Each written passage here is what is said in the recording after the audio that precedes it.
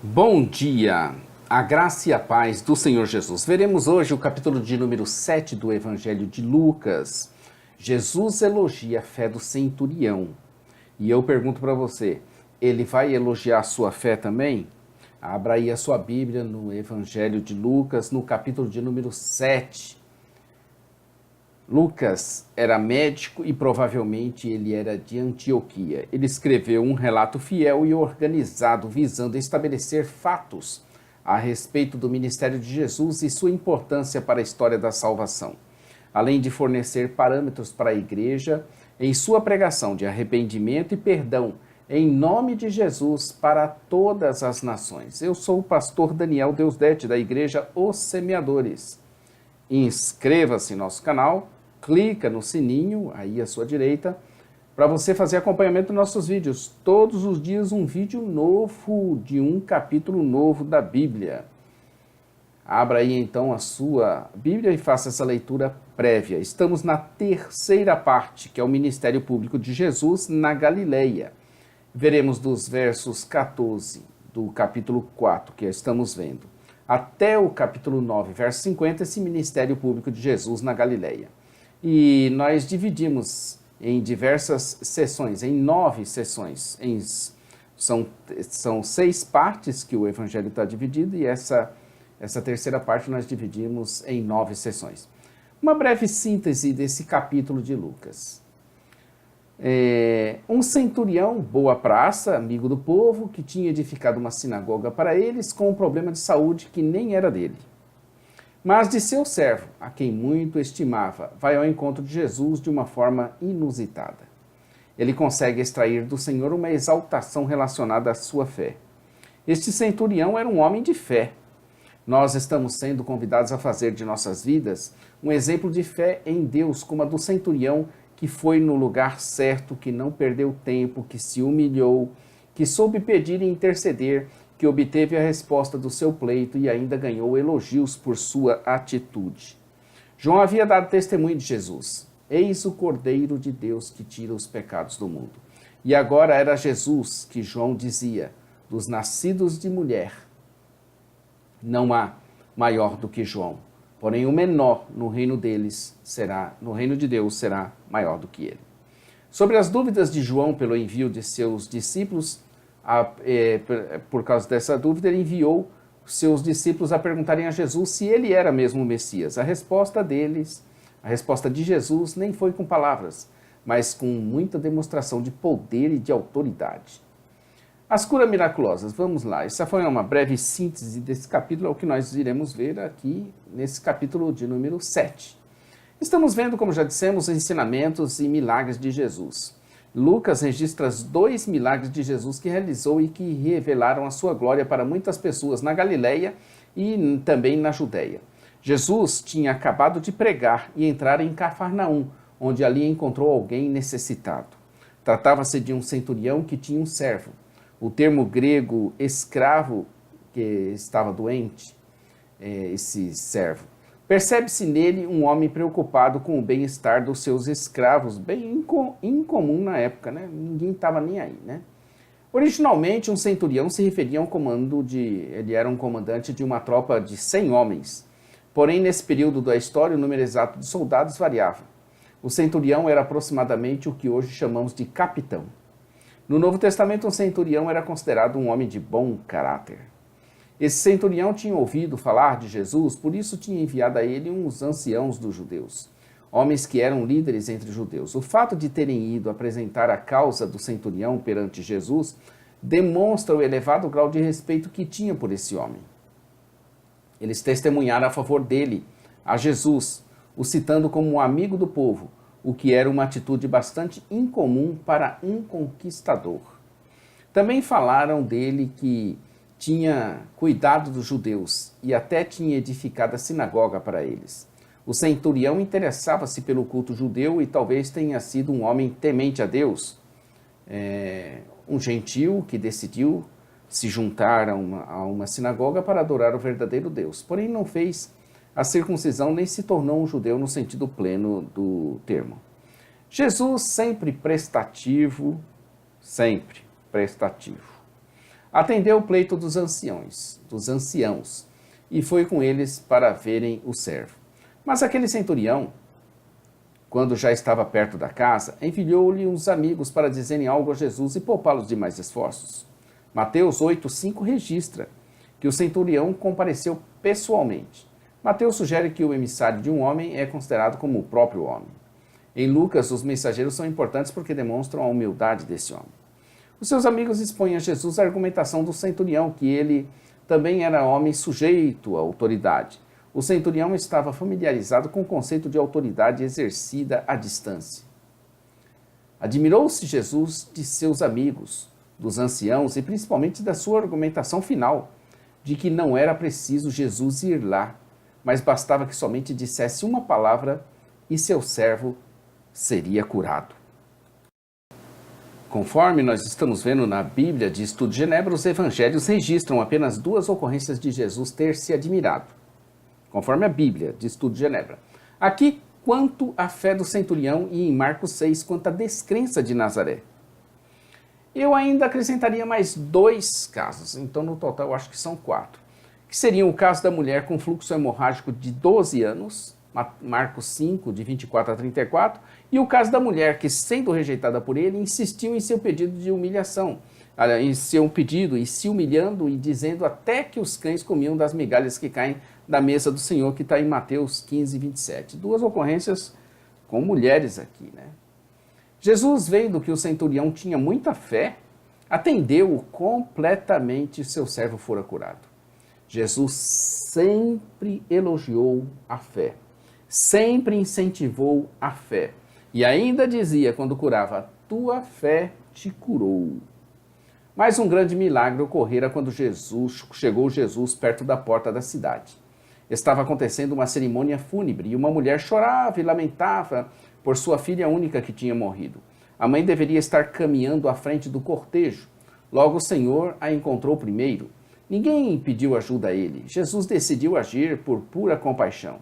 Em todos os evangelhos, as pessoas se dirigem a Jesus como Senhor. Porém, essa é a primeira vez que Lucas, como narrador, usa esse título.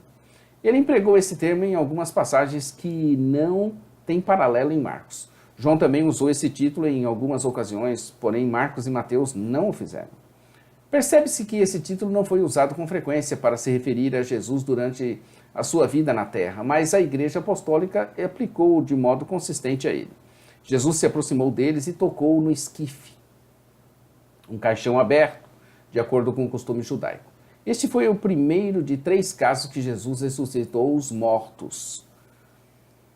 Esses milagres foram sinais messiânicos poderosíssimos. Contudo, essas ressurreições foram muito diferentes da que ocorreu com Cristo, pois essas 3 pessoas foram reunidas a seus corpos mortais apenas temporariamente, porquanto morreram novamente. Jesus, o primeiro a receber um corpo espiritual imortal, é de fato primogênito dentre os mortos. Já a morte não alcança mais ele.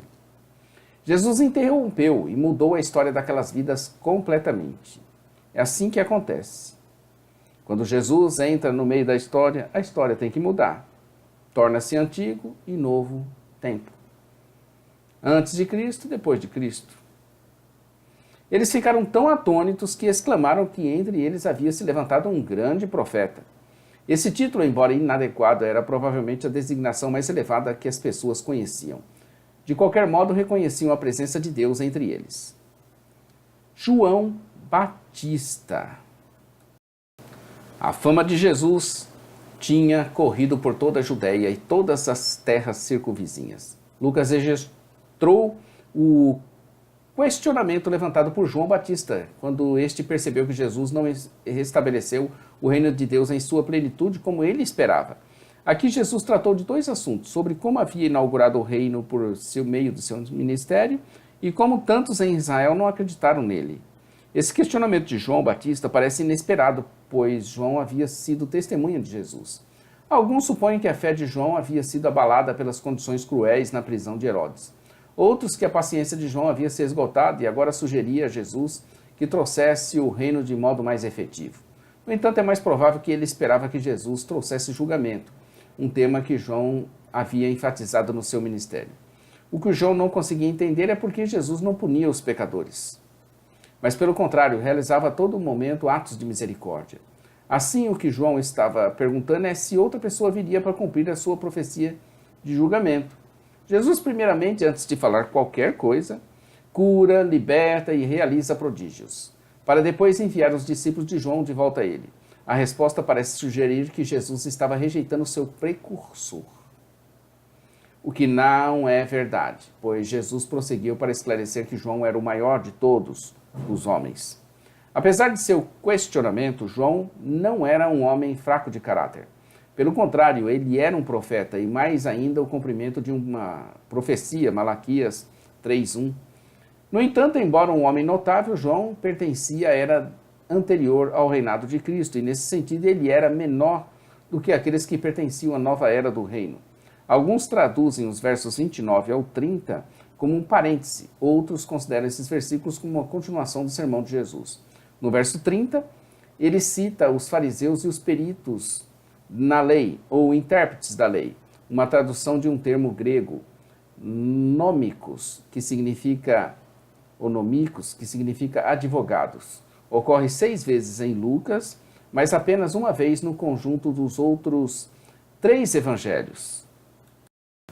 Jesus, então, busca por uma parábola para contextualizá-los e faz um paralelo com a infantilidade de crianças que não querem participar das brincadeiras das outras crianças, quaisquer que sejam elas. A partir disso, ele demonstra a irracionalidade das pessoas que rejeitaram João porque era muito austero, rejeitaram Jesus porque era muito alegre. Jesus e uma mulher. No capítulo 7 aqui que nós estamos, no verso de número 36 ao verso de número 50. Jesus tinha sido convidado a um jantar por um dos fariseus e ele tinha aceitado. Uma mulher, sabendo disso, foi até Jesus.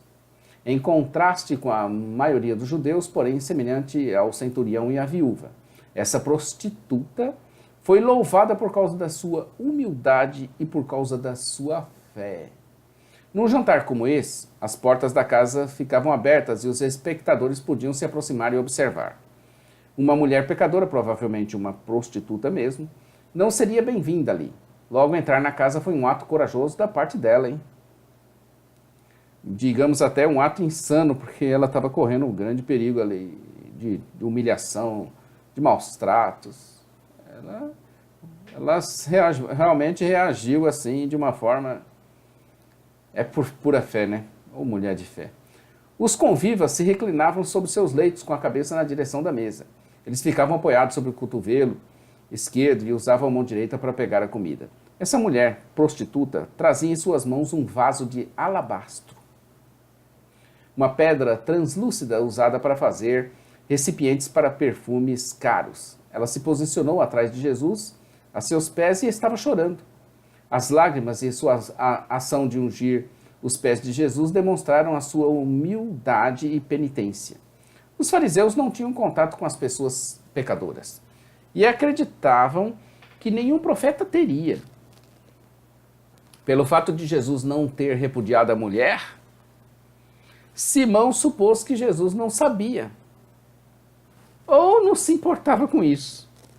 Seja qual for o caso, segundo Simão, Jesus não poderia ser um profeta.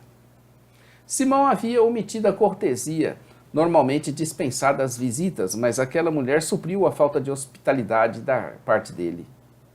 Pacientemente, Jesus ministra para Simão, o fariseu que o convidara, e que estava intrigado com o fato daquela mulher em sua casa. Simão o chama de mestre em reconhecimento de que ele, de fato, era alguém especial, quer seja por suas palavras e ações, quer seja pelo poder e autoridade que emanavam dele. Jesus conta para ele uma parábola de 2 devedores, sendo que um devia pouco, mas o outro devia muita coisa.